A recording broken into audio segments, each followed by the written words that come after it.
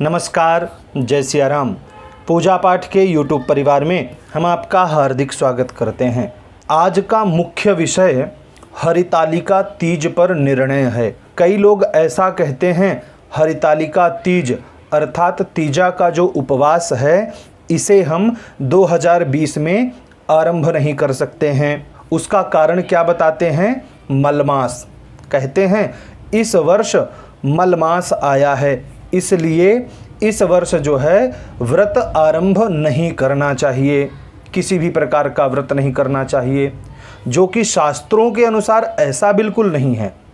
ये जो मनमुखी लोग हैं, जो अपने आप को धर्म धुरंधर समझते हैं, बाजार में बिकने वाले 20 से 25 रुपए के जो हिंदी कैलेंडर होते हैं उनको देखकर, उनको पढ़ करके अपने आप को ये बहुत बड़ा धर्मज्ञाता समझने लगते हैं। कई यूट्यूब चैनल भी इसी प्रकार का निर्देश देते हैं।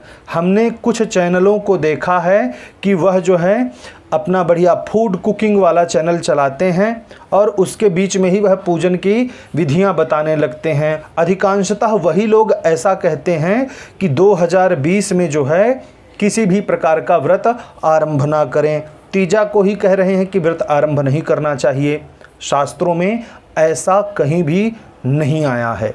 हमारा उद्देश्य किसी चैनल, किसी व्यक्ति विशेष को यहाँ आहत करने का नहीं है, ना ही हम उनको नीचा दिखा करके अपने आप को ऊंचा प्रदर्शित कर रहे हैं। हम तो बस इतना कह रहे हैं, जब आपको इस विषय की जानकारी नहीं है, आप सब्जी इत्यादि बनाने में, भोजन इत्यादि बनाने में पारंगत हैं, तो आप उस विषय का ही ज्ञान दीजिए। आपको जब धर्म का विधिवत ज्ञान नहीं है, व्रतारंभ के विषय में आपको संपूर्ण जानकारी नहीं है, तब आप लोगों को गुमराह मत कीजिए, लोगों को दिग्भ्रमित मत कीजिए, उनको जो है उनके धर्म के रास्ते से हटाइए मत। अतः हम आपसे यहाँ निवेदन करते हैं, किसी भी प्रकार की इस तरह की जानकारी से आप दूर रहें। अपने आचार्य जी के पास जाएं और उनसे कहें कि क्या व्रत आरंभ करना चाहिए, व्रत उद्यापन करना चाहिए या नहीं करना चाहिए, अथवा व्रत आरंभ कब करना चाहिए, कब नहीं करना चाहिए, व्रत का उत्सर्जन अर्थात उद्यापन कब करना चाहिए, कब नहीं करना चाहिए। जब आप अपने आचार्य जी के पास जाएंगे तब वह आपका उचित समाधान करेंगे। यहाँ हम आपको शास्त्रों की ही बात बताएंगे जो इस बात का खंडन करते हैं कि जिस वर्ष मलमास हो उस वर्ष व्रतारंभ नहीं करना चाहिए। गर्ग संहिता का वचन है, अस्तगे च गुरौ शुक्रे बाले वृद्धे मलिमलुचे। अर्थात बृहस्पति, जिसे हम गुरु कहते हैं, गुरु और शुक्र के अस्त हो जाने पर व्रत का आरंभ और व्रत का उत्सर्जन अर्थात उद्यापन नहीं करना चाहिए। इसके साथ साथ जब गुरु और शुक्र का उदय होता है तो उदय के 3 दिन बाद तक जो है व्रत आरंभ नहीं करना चाहिए और उद्यापन नहीं करना चाहिए। जैसे 15 नवंबर को गुरु और शुक्र का उदय हो रहा है, तब आपको 18 नवंबर तक किसी भी प्रकार के व्रत का आरंभ नहीं करना चाहिए। ध्यान रखें, 18 नवंबर तक मतलब उदय होने के 3 दिन बाद तक जो है नहीं आरंभ करना चाहिए। और अस्त होने से 3 दिन पहले, मान लीजिए 15 जुलाई को अस्त हो रहे हैं गुरु और शुक्र, तब आपको जो है 12 जुलाई से किसी भी प्रकार का व्रत आरंभ नहीं करना है और ना ही उद्यापन करना है। इसके अलावा भद्रा आदि जो कुयोग होते हैं उनमें भी किसी भी प्रकार का व्रत आरंभ और उत्सर्जन नहीं करना चाहिए, उद्यापन नहीं करना चाहिए। बाले वृद्धे मलिमलुचे अर्थात बाल और वृद्धावस्था, उदय और अस्त की हमने आपको बता दी।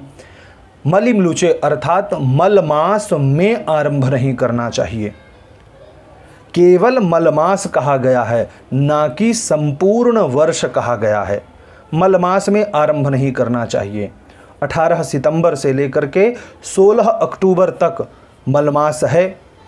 तो इसके बीच में जो व्रत आ रहे हैं, मान लीजिए एकादशी व्रत आ रहा है, तो आपको पहली बार अगर आप व्रत रखने जा रहे हैं तब एकादशी का व्रत आपको 18 सितंबर से लेकर के 16 अक्टूबर के बीच में पहली बार नहीं रखना है।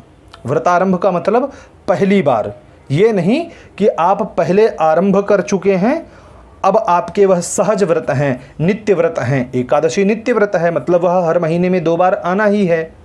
तो इस तरह से जो व्रत आ रहे हैं तो आप उनका उपवास रखना भी आप छोड़ दें, ऐसा भी नहीं करना है। केवल मात्र व्रतारंभ और उत्सर्जन के विषय में कहा गया है, उद्यापन के विषय में कहा गया है।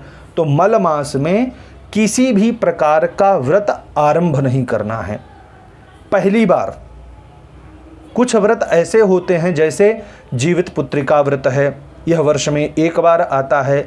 अब मान लीजिए यह मल मास में ही आ रहा है, तब क्या करना है?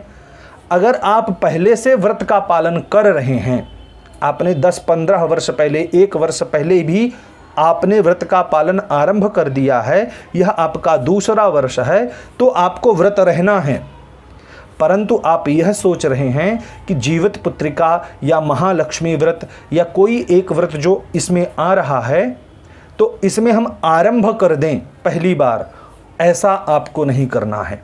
उद्यापनम उपारंभम व्रतानान्नैव कारयेत, जो हमने आपको बताया कि गुरु शुक्र के अस्त होने समय, वृद्धत्व और बालत्व में, अर्थात अस्त होने के पहले 3 दिन और उदय होने के बाद 3 दिन तक आपको व्रत आरंभ नहीं करना है। और इसके अलावा भद्रा आदि कुयोग में नहीं करना है। मल मास में व्रत आरंभ नहीं करना है। यह तो हो गया नियम। लोग अब क्या कहते हैं कि संपूर्ण वर्ष अशुद्ध है, इसलिए व्रत आरंभ नहीं करना चाहिए। ऐसा कहीं नहीं आया है कि केवल मलमास के कारण संपूर्ण वर्ष का त्याज्य कर दें। इसलिए जो भी आपसे इस प्रकार कहता है, वह YouTube चैनल ही क्यों ना हो, आपके गांव के, क्षेत्र के, शहर के बड़े बुजुर्ग ही क्यों ना हो, परंतु आपको उनकी इस बात की अवहेलना करनी है। उनको बताना है कि ऐसा नियम नहीं होता, केवल मल मास में आरंभ नहीं करना है। अतः आप तीज का मुख्य विषय जो है आज का, तीज का उपवास आरंभ कर सकते हैं, क्योंकि यह जो है मलमास से पहले आ रहा है। जो भी व्रत मलमास के पहले हैं, चाहे वह जन्माष्टमी हो, करक चतुर्थी हो अथवा हरितालिका तीज हो, जो मलमास के पहले हैं और जो मलमास के बाद हैं, उन सब का व्रत आप जो हैं आरंभ कर सकते हैं। आशा करते हैं यह वीडियो आपको पसंद आया होगा। इस वीडियो से संबंधित जो भी मन में शंका है आप नीचे हमें बताएं। जो भी प्रश्न हैं, जो भी सुझाव है, आप नीचे हमें कमेंट बॉक्स में अवश्य बताएं।